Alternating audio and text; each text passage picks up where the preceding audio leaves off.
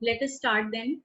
तो मैं आपको ये बता रही थी कि जब भी आप यहाँ पे इन प्लांट्स की बात करेंगे, जैसे कि आपके पास रोज हो गया, लेमन हो गया, कोरिएंडर हो गया या फिर अनियन, तो इनके बीच में कॉमन ये होता है सबसे ज्यादा कि इन सभी के पास एक स्पेसिफिक फ्रेग्रेंस होती है।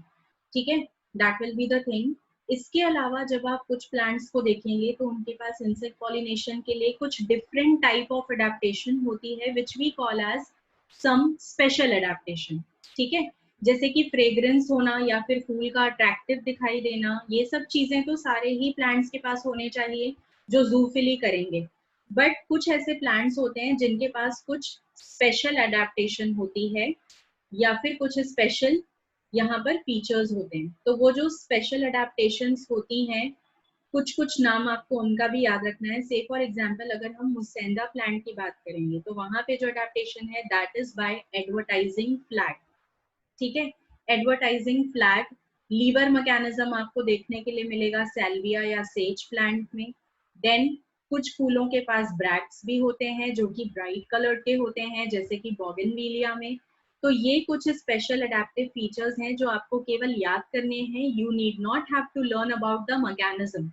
आपको ये नहीं सीखना है कि एडवर्टाइजिंग फ्लैग जो है वो कैसे काम करेगा या जो लीवर मैकेनिज्म है वो कैसे काम करेगा। ठीक है, बोगनविलिया में ब्रैक्ट्स जो है वो कैसे फंक्शन करेंगे, या आपके पास यहाँ दूसरे भी हैं जैसे कि पीपल के पौधे में अगर आप देखेंगे तो ट्रैप डोर मैकेनिज्म है, एरिस्टोलॉकिया में फ्लाई ट्रैप मैकेनिज्म है। अब ये सारी चीजें आपको यहाँ पर इनका मैकेनिज्म नहीं जानना है। युक्का प्लांट अगर आप देखते हैं तो वो क्या करता है, वो एक इंसेक्ट होता है विच इज कॉल्ड प्रोनोवा मॉथ। उसके साथ वो सिम्बायोटिक एसोसिएशन बनाता है। Symbiotic association is such type of association when there is mutual benefit to both the partners। ठीक है, तो यहाँ पे उस इंसेक्ट को भी बेनिफिट होता है कि उसको एक शेल्टर मिल रहा है, प्लांट को बेनिफिट होता है क्योंकि जो मॉथ होता है वो उसके फर्टिलाइजेशन में मदद कर देता है या पॉलिनेशन में हेल्प कर देता है। ठीक है, अब एक क्वेश्चन था एलिफेंट के बारे में कि जो एलिफेंट है how that is going to help in the process of pollination. तो एलिफेंट यहाँ पर मदद करता है in the pollination of Rafflesia. Rafflesia के बारे में क्या जानते हैं? What do you all know about Rafflesia? What do you all know about Rafflesia और उसका एलिफेंट से किस तरीके से कनेक्शन हो सकता है? What do you all know about Rafflesia और उसका एलिफेंट के साथ किस तरीके का कनेक्शन हो सकता है? बताइए जल्दी से। Do you all know anything about Rafflesia? Rafflesia? No? Anyone? ठीक है, मैं आपको नहीं बताने वाली हूँ कि रेफ्लेशिया क्या है, क्योंकि अगर आपको रेफ्लेशिया नहीं मालूम है then seriously no knowledge about biology, क्योंकि ये तो बहुत ही लोअर क्लासेस में सिखाया जाता है। अरे भाई, rafflesia is the biggest flower, largest flower, सबसे बड़ा फूल नहीं जानते हैं आप लोग? नहीं जानते हैं तो ठीक है, it was quite shocking and surprising for me, but अभी जान लीजिए कि rafflesia is the biggest flower, largest flower होता है, ये सबसे बड़ा फूल होता है। ठीक है, तो रेफ्लेशिया काफी बड़ा सा फ्लावर होता है and that is the reason कि उसके सीड डिस्पर्सल में या उसके पॉलिनेशन में एलिफेंट की मदद लगती है। ठीक है, ऑल्दो यहाँ जो पॉलिनेशन है वो कैरियन फ्लाइज भी कर सकती हैं, जो कि एक स्पेशल टाइप ऑफ इंसेक्ट है जो कि रेफ्लेशिया के आसपास उड़ता पाया जाता है। क्लियर? तो ये वाला आई गेस अब क्लियर हो गया होगा दैट व्हाट इज रेफ्लेशिया। अब दूसरी बात करते हैं, अगर आप सेंटोरिया को देखेंगे तो वहां पर जो पॉलिनेशन है that is done with the help of piston mechanism. Again I am telling you all this name of the mechanism, you just have to remember. आपको ये नहीं पता करना है कि ये होता कैसे है, क्योंकि ये सब कुछ फिलहाल आप नहीं सीखेंगे। इसका जो डिटेल्ड मैकेनिज्म है that will be taught to you during your undergraduate courses, वहां पे आपको मालूम चलेगा। क्लियर? वैसे मैं आपको एक पिक्चर जरूर दिखा देती हूँ यहाँ पे, जो कि हम सैल्विया का लीवर मैकेनिज्म देख सकते हैं यहाँ अच्छे से। तो जब आप सैल्विया का लीवर मैकेनिज्म देखोगे तो बहुत आसान होता है इसको समझना। देखिए क्या होता है कि ये फूल आपको दिखाया गया है सैल्विया का, यहाँ पे ऊपर की तरफ आपको एंथर दिखाई दे रहा है एंड पिस्टल दिखाई दे रहा है। लेटर ऑन आप देख रहे हैं कि एक इंसेक्ट है जो इसको एंटर कर रहा है। तो ये जो इंसेक्ट आपको यहाँ पर एंटर करता हुआ नजर आ रहा है, उससे क्या होगा कि जो पॉलन है दैट विल गेट डस्टेड और that will get stick to the body of the insect जो कि अंदर गया है। क्लियर? अब क्या होगा कि जब स्टिग्मा की डेवलपमेंट होगी तो ये इंसेक्ट दोबारा से आएगा। सपोज वो मेल फ्लावर पे था, अब वो फीमेल पे आ रहा है। तो जब वो फीमेल पे आएगा तो what is going to happen कि यहाँ पर जो डस्टेड पॉलन थे जो कि इंसेक्ट की बॉडी के ऊपर चिपके हुए थे, वो सारे डस्टेड पॉलन जो हैं वो किसको ट्रांसफर कर दिए जाएंगे? स्टिग्मा को ट्रांसफर कर दिए जाएंगे। तो that is called as lever mechanism. अब लिवर मैकेनिज्म इसलिए भी बोला जाता है कि यहाँ पे आप इसका शेप देखिए, फूल का जो शेप हुआ है, in order to carry out the pollination. ठीक है, ये भी एक रीजन होता है। तो बहुत सारे ऐसे चेंजेस या मॉडिफिकेशन फूल में भी होते हैं जो कि दोनों गैमेट्स के पॉलिनेशन में हेल्प करते हैं या मदद करते हैं। ऑलराइट, तो ये पिक्चर मैंने आपके लिए पुटअप कर दिया था क्योंकि ये आपके समझने के लिए इजी है पिक्चराइज्ड वे में।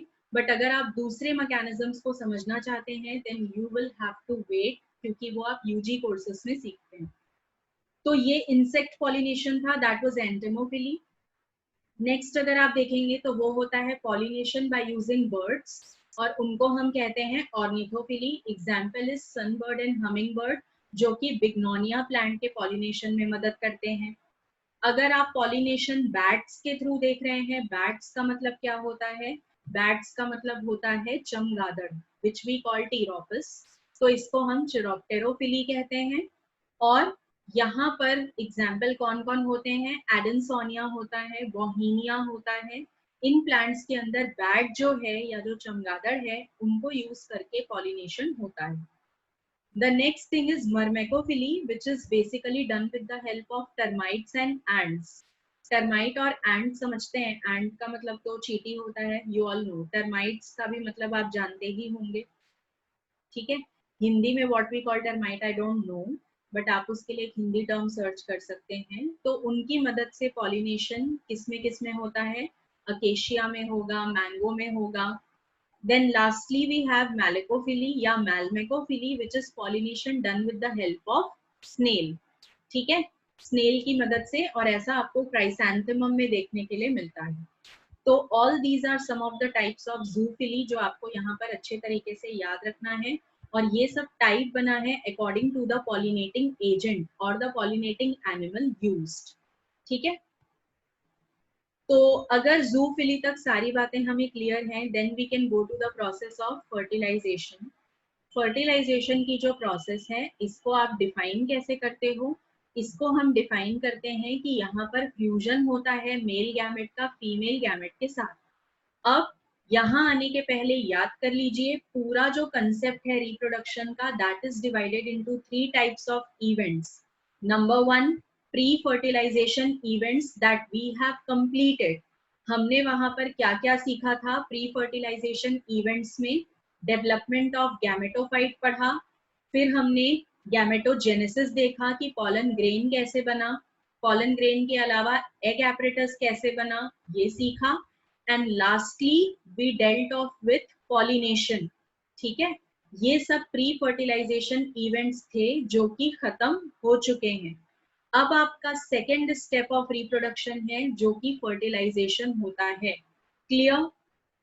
अब फर्टिलाइजेशन को जब आप डिफाइन करेंगे तो that is defined as fusion of male gamete with the female gamete. इसी प्रोसेस का नाम होता है फर्टिलाइजेशन। क्लियर? डिस्कवर किया था स्ट्रैसबर्गर ने 1884 में। और अगर हम सीड प्लांट्स की बात कर रहे हैं, मतलब ऐसे प्लांट्स जिनमें सीड्स बनते हैं, या फिर you can say angiospermic plants, तो यहाँ पर एक और भी टर्मिनोलॉजी यूज किया जाता है जो कि अभी अभी यूज में आया है, and that term used is siphonogamy. Clear? The term used will be siphonogamy, क्योंकि जो मेल गैमेट्स होते हैं उनको कैरी किया जाता है with the help of pollen tube. Clear? जो मेल गैमेट्स होते हैं उनको कैरी किया जाता है with the help of pollen tube. Okay, नहीं Kartik, that is you are very close to the answer but that is not the exact answer that we are looking for. थोड़ा सा और चेक करो, ठीक है? Okay fine. Coming back to the topic, siphonogamy क्यों कहा जाता है? क्योंकि पॉलन ट्यूब की मदद से जो मेल गैमेट है that is going to approach the female gamete. अब हम आते हैं कि जब फर्टिलाइजेशन का प्रोसेस शुरू होगा तो आपको भी मालूम है कि प्लांट्स के केस में डायरेक्ट फर्टिलाइजेशन नहीं हो जाएगा, उसके पहले भी कुछ चीजें होंगी जिनका होना इम्पॉर्टेंट है। एंड द रीजन इज कि यहाँ पे जो आपका मेल गैमेट है, जो आपका फीमेल गैमेट है, दोनों के दोनों ही गैमेट कैसे होते हैं? नॉन मोटाइल होते हैं। None of them is able to approach the other, इसीलिए ही हमने पॉलिनेशन किया था। तो when pollination is done, अभी भी you all know that pollen has long way to go. Delhi अभी दूर है pollen के लिए, क्योंकि उसको अभी भी egg cell तक पहुंचना बाकी है, and that will be done with the help of formation of pollen tube. Clear? तो अभी हम पहले वो सारे इवेंट्स देखेंगे कि वहां जब तक pollen पहुंचेगा egg apparatus तक, उसके बीच में क्या क्या होता है। तो यहाँ पे उन चीजों को हम पढ़ेंगे under the heading of steps of fertilization. ठीक है, जो फर्टिलाइजेशन की प्रोसेस है उसके जो स्टेप्स हैं वो हम एक एक करके देखेंगे। पहला स्टेप जो आप यहाँ पर देखोगे that is called as germination of pollen grain. Pollen grain का जर्मिनेशन अभी भी बाकी है। रिमेंबर, जब मैंने आपको स्ट्रक्चर पढ़ाया था पॉलन ग्रेन का तो वहां मैंने आपको बताया था कि कुछ चेंजेस पॉलन की बॉडी में प्री पॉलिनेशन होते हैं और कुछ चेंजेस पॉलन की बॉडी में पोस्ट पॉलिनेशन होते हैं। याद है या नहीं याद है? बताइए, do you all remember it और नॉट? मैंने आपको जब पॉलन का स्ट्रक्चर पढ़ाया था तो देयर आई टोल्ड यू कि पॉलन की बॉडी में कुछ चेंजेस प्री पॉलिनेशन होते हैं और कुछ जो होते हैं वो पोस्ट पॉलिनेशन होते हैं। Do you all remember? याद है? ओके। तो यहाँ जिन चेंजेस की हम बात करेंगे वो सारे जो चेंजेस होंगे that will B post pollination. Clear? उनकी चेंजेस की बात होगी पोस्ट पॉलिनेशन। तो यहाँ पे जो पहला स्टेप है that is germination of pollen grain. And as I said कि आप लोगों को याद है कि मैंने आपको वहां पे पोस्ट पॉलिनेशन चेंजेस भी बताए थे कि जो पॉलन ट्यूब है वो तब जर्मिनेट करना स्टार्ट करेगा जब पॉलन जो है वो स्टिग्मा के सरफेस पे जा चुका होगा। तो हमारा जो पहला स्टेप है वो वही स्टेप है कि जर्मिनेट करेगा पॉलन ग्रेन। क्लियर? तो अभी तक आपको पता है कि जो पॉलन है वो स्टिग्मा के सरफेस पे आ चुका है। अब क्या होगा वो बात होगी। पॉलिनेशन जब हो चुका तो पॉलन ग्रेन स्टिग्मा पे जैसे ही ग्रो करना स्टार्ट करेगा या जर्मिनेट करना स्टार्ट करेगा तो वो स्टार्ट कैसे करता है?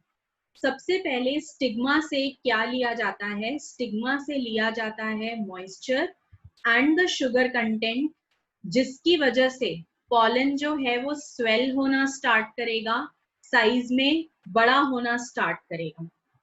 ठीक है, तो अब इसके लिए पहले आप रफली ये देख लीजिए कि पॉलन का स्ट्रक्चर किस तरीके का था। ये ऐसा था हमारा पॉलन। ठीक है, इसके अंदर आपके पास एक जर्मिनेटिव सेल था और एक आपके पास क्या था? वेजिटेटिव सेल था, उसके ऊपर एग्जाइम की लेयर थी। ऐसा ही हमने ड्रॉ कर रखा था। ठीक है, तो ये पॉलन सबसे पहले क्या करेगा? फ्रॉम स्टिग्मा, स्टिग्मा पे आके ये रेस्ट कर चुका है तो स्टिग्मा से इसको काफी सारा मॉइस्चर दिया जाएगा और मॉइस्चर के साथ साथ इसको शुगर कंटेंट प्रोवाइड किया जाएगा। तो जैसे ही ये पॉलन ये सारी चीजें लेने लगता है तो इट स्टार्ट्स स्वेलिंग अप। जब ये पॉलन स्वेल करना स्टार्ट करेगा, ठीक है, as soon as the pollen starts swelling up, तो आपको भी पता है कि इसका जो इंटाइन का वॉल है या इसका जो एक्साइन का वॉल है वो थोड़ा स्ट्रेच होने लगेंगे। यस और नो? स्ट्रेच होगा।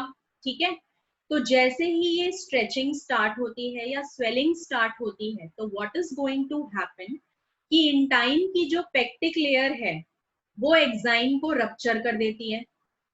ठीक है, पेक्टिक लेयर ऑफ एंटाइन, इंटाइन का जो पेक्टिक लेयर है पेक्टिन कंपाउंड का बना हुआ, वो लेयर इतना ज्यादा फैल चुका होता है कि उसके फैलने की वजह से एक्साइन की जो लेयर है वो रप्चर हो जाती है। Now let me tell you कि एक्साइन की जो लेयर है वो कहाँ से रप्चर होगी। आप इस पॉलन के स्ट्रक्चर को दोबारा देखिए, तो मैंने आपको क्या सिखाया था, मैंने आपको बताया था कि यहाँ पर कुछ जगह पर ऐसा रीजन होता है जहाँ एक्साइन और इंटाइन बिल्कुल चिपके होते हैं, मतलब कि एक्साइन की जो स्पोरोपोलिन थिकनेस है वो कम होती है, और इसी को हम क्या बोलते थे, दिस वॉज कॉल्ड जर्म पोर। ठीक है, ये मैंने आपको किस नाम से बताया था, ये मैंने आपको जर्म पोर के नाम से बताया था। क्लियर। तो जैसे ही यहाँ इंटाइन स्ट्रॉन्ग होगा ना, याद रखिए कि इंटाइन के पेक्टिक कंपाउंड इस पर्टिकुलर रीजन पे, ये हिस्सा, यहाँ पर क्या होगा, यहाँ पर वो एक्साइन की लेयर को रप्चर कर देगा। जैसे ही एक्साइन की लेयर रप्चर होगी तो what is going to happen कि ये जो आपका इंटाइन है, इंटाइन की जो लेयर है, वो इंटाइन की लेयर अब यहां से इस तरीके से बाहर आ जाएगी in the form of a protrusion, और इसी प्रोट्रूशन को आप क्या बोलते हो, इसको हम कहते हैं पॉलन ट्यूब। ठीक है, this particular thing is called as pollen tube, remember. Alright. तो जैसे ही ये पॉलन ट्यूब के फॉर्म में बाहर आती है तो एक्साइन की बाकी लेयर पे कोई इफेक्ट नहीं होगा, ये जो काम है ये जर्म पोर वाले एरिया से हुआ है। तो this will be the first procedure जो यहाँ पॉलन के आने के बाद होता है। ठीक है, अब याद रखिए कि जब भी आप यहाँ पर ये डायग्राम देखेंगे कि स्टिग्मा है यहाँ पे और उसके ऊपर यहाँ पॉलन ने रेस्ट किया है, तो हमेशा याद रखिए कि केवल पॉलन ट्यूब अंदर जाता है, पूरा का पूरा पॉलन अंदर कभी नहीं जाता। ठीक है, जब ये पॉलन ग्रेन अंदर की तरफ मूव करना स्टार्ट करेगा तो the structure that is going to enter the style will be the pollen tube, not the entire pollen. पूरा का पूरा पॉलन अंदर नहीं जाएगा, only the pollen tube is going to enter. Clear. तो अब ये जो पॉलन ट्यूब है ये कौन से डायरेक्शन में स्टार्ट करेगा ग्रो करना, स्टाइल के डायरेक्शन में। अब जब ये स्टाइल में एंटर कर चुका है तो ये पॉलन ट्यूब ग्रो करता ही जाएगा। अब मैं कुछ और एडिशनल बातें आपको बता रही हूँ जो आप याद रखेंगे। यहाँ पर जब पॉलन ट्यूब की ग्रोथ होती है तो उसकी ग्रोथ में मदद करता है vegetative cell. Remember, growth of pollen tube that is controlled by, that is helped by vegetative cell, and that is the reason कि vegetative nucleus या tube nucleus सबसे पहले pollen tube के अंदर जाता है। ठीक है, तो जैसे ही यहाँ पर pollen tube जो है वो अंदर एंटर करना स्टार्ट करेगा तो pollen tube start secreting some of the compounds which are pectinases, और कुछ हाइड्रोलिटिक एंजाइम्स भी होती हैं जो उसकी एंट्री के लिए पैसेज बनाती जाती हैं। क्लियर। तो अब ये ट्यूब अंदर ग्रो करता जा रहा है, इसके ग्रोथ को कंट्रोल करता है कौन, वेजिटेटिव सेल या फिर ट्यूब सेल। ऑलराइट, इतनी बातें आप लोगों को क्लियर हो गई। तो अगर हम इतना जान चुके हैं तो देखते हैं कि अब आगे क्या होगा। जब आप आगे देखेंगे तो ये सब चीजें होने के बाद जैसे ही वहां पर एंट्री हो चुकी है स्टाइल में पॉलन ट्यूब की, तो अब जो पॉलन ट्यूब है उसके अंदर सबसे पहले कौन एंटर करेगा, उसके अंदर सबसे पहले एंटर करता है vegetative nucleus, and that will be followed by generative nucleus. ये आपके टेस्ट में क्वेश्चन भी था, that which cell is going to enter the pollen tube first. तो the first that is going to enter will be vegetative nucleus या फिर what you call as tube nucleus, बात एक ही है। ऑलराइट, ये सबसे पहले जाएगा और इसको फॉलो करेंगे जनरेटिव न्यूक्लियस। रीजन ये है कि जनरेटिव न्यूक्लियस जो है अभी इसको माइटोसिस के थ्रू दो मेल गैमेट्स बनाने हैं, और दोनों के दोनों कैसे होते हैं, नॉन मोटाइल, जिसको आप स्पर्म न्यूक्लियाई भी कहते हो। जब आप डायग्राम देखोगे तो कुछ कुछ जगह आपको ऐसा लिखा दिखाई देगा, तो that is nothing, generative cell दो हाफ में डिवाइड हो गया with the help of mitotic cell division, and that is called as sperm nuclei. तो जब ये डिवाइड हो चुका होगा फिर ये पॉलन ट्यूब में जाएगा, that is the reason tube nucleus पहले जाता है और स्पर्म न्यूक्लियाई उसको फॉलो करेगा। अगली चीज ये है कि अगर आप पॉलन ट्यूब की ग्रोथ यहाँ पर देखेंगे तो वो एपिकल ग्रोथ है, मतलब वो सीधा सीधा ग्रो कर रहा है, एपेक्स में से जा रहा है। दूसरा आप देखेंगे तो ये कीमोट्रॉपिक मूवमेंट है। कीमोट्रॉपिक मूवमेंट इसीलिए कि आप फर्स्ट पॉइंट पे आइए, आपका रीजन मिलेगा इसका। हमने फर्स्ट पॉइंट में देखा था कि यहाँ पर शुगर एब्जॉर्ब किया जा रहा है, यहाँ पर वाटर एब्जॉर्ब किया जा रहा है, मॉइस्चर एब्जॉर्ब किया जा रहा है। तो बेसिकली जो शुगर है ना, that is a type of chemical compound, ठीक है, उसका एक फॉर्मूला होगा। तो यहाँ पर ये जो शुगर है, that is actually a chemical which is attracting the entry of pollen tube, which is attracting pollen tube towards itself. और इस तरीके की जो मूवमेंट होती है उसको हम कीमोट्रॉपिक मूवमेंट बोलते हैं, आपने क्लास 10th में सीखा था, ठीक है। तो ये आपने कीमोट्रॉपिक मूवमेंट सीखा था। मैं आपको कुछ और भी एडिशनल बातें यहाँ पे बता देती हूँ, जैसे कि पॉलन ट्यूब की ग्रोथ के लिए 2 एलिमेंट्स की रिक्वायरमेंट होती है, और वो 2 एलिमेंट्स होते हैं बोरॉन और कैल्शियम। क्लियर? इसके अलावा पॉलन ट्यूब का डेवलपमेंट के लिए जो टेम्परेचर फेवरेबल होता है, that is 20 to 30 degree Celsius. इतना टेम्परेचर अगर है तो पॉलन ट्यूब की जो ग्रोथ है वो मैक्सिमम होगी और बेस्ट होगी, ठीक है। इसके अलावा आपको क्या याद रखना है? आपको ये याद रखना है कि मोस्ट ऑफ द प्लांट्स में जो पॉलन ट्यूब है वो एक जर्म पोर से जर्मिनेट करता है, ठीक है, एक ही पॉलन ट्यूब बनेगा, और उस कंडीशन को हम मोनोसाइफोनस कंडीशन कहते हैं, ठीक है। That condition is monosiphonous condition. But in some of the plants like that belong to Malvaceae and Cucurbitaceae, वहां पे बहुत सारे पॉलन ट्यूब की जर्मिनेशन होती है। तो जब काफी सारे पॉलन ट्यूब बनेंगे तो उसको हम कहते हैं पॉली साइफोनस कंडीशन, ठीक है। ये आपको कुछ अपने नॉलेज में रखना है बातें, जैसे कि पॉलन ट्यूब के ग्रोथ के लिए आपको बोरॉन चाहिए, कैल्शियम चाहिए। इसके अलावा जो फेवरेबल टेम्परेचर है that is 20 to 30 degree Celsius. और अगर एक पॉलन ट्यूब एक जर्म ट्यूब से जर्मिनेट कर रहा है तो उसको हम क्या कहते हैं? मोनोसाइफोनस कंडीशन। अगर काफी सारे जर्म पोर हैं, मल्टीपल पॉलन ट्यूब जनरेट हो रहे हैं, तो उसको हम पॉलीसाइफोनस कंडीशन बोलते हैं, as you can see in Malvaceae and Cucurbitaceae. Clear? इतना आपको अच्छे से यहाँ पर याद रखना है। ऑलराइट, अब आ जाते हैं इस डायग्राम पे। ये डायग्राम आपको क्लियरली ये चीज शो कर रहा है कि कैसे क्या चीज हो रही है। सबसे पहले you can see the rupture of exine layer. आपको एक्साइन लेयर का रप्चर दिखाई दे रहा है। रप्चरिंग के बाद you can see that intine wall is coming out in the form of pollen tube, and then you can see the first nucleus is tube nucleus that is going to enter the pollen tube, which will be followed by the sperm nuclei. तो this is post pollination development. अगर मैं आपको फिर से remind करूं तो ये क्या है?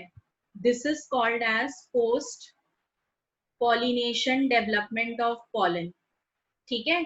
ये पोस्ट पॉलिनेशन डेवलपमेंट है किसमें? पॉलन में।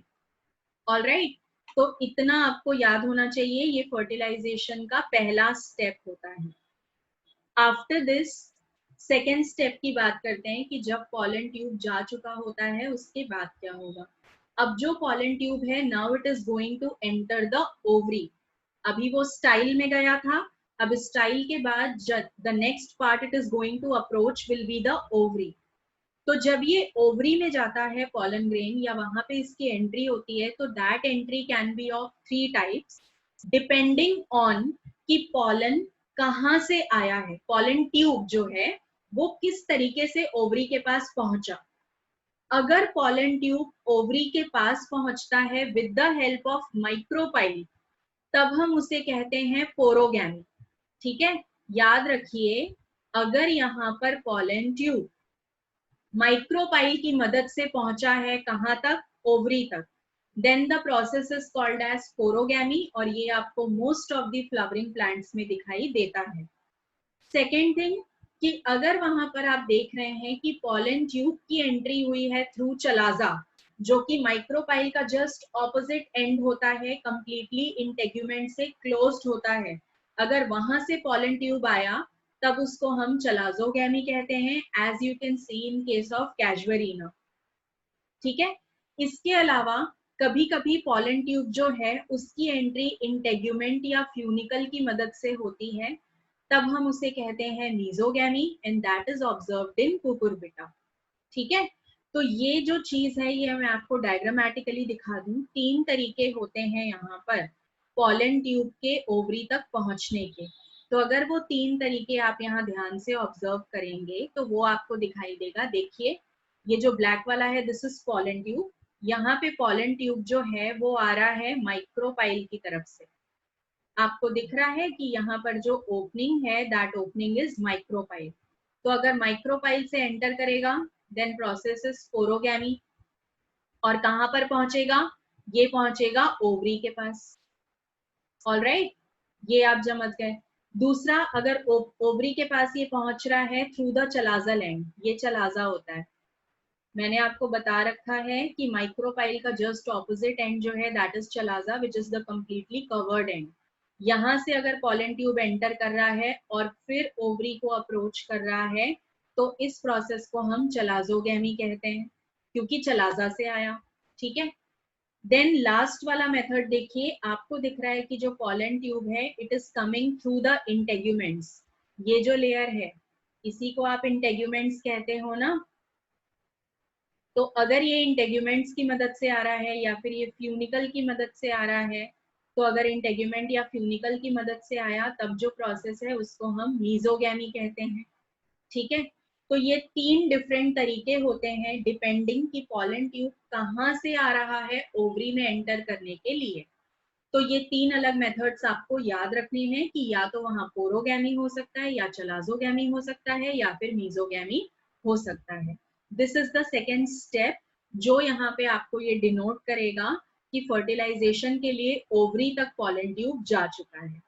जब भी हमारा नेक्स्ट लेक्चर होगा तो we are going to proceed with the third step, जिसमें अब पॉलन ट्यूब की एंट्री होगी इनटू द एम्ब्रियो सैक, और उसके बाद जो आपका कंसेप्ट है डबल फर्टिलाइजेशन का वो एक्टिव होगा। ठीक है, और उसके बाद फर्टिलाइजेशन की स्टेप खत्म हो जाएगी, and then we are going to deal with the post fertilization changes या पोस्ट फर्टिलाइजेशन इवेंट्स जो कि यहाँ पर होंगे, जैसे कि एम्ब्रियो का डेवलपमेंट, ठीक है, एंडोस्पर्म का बनना, ये सब बातें हम देखेंगे। तो we are going to proceed in the next lecture.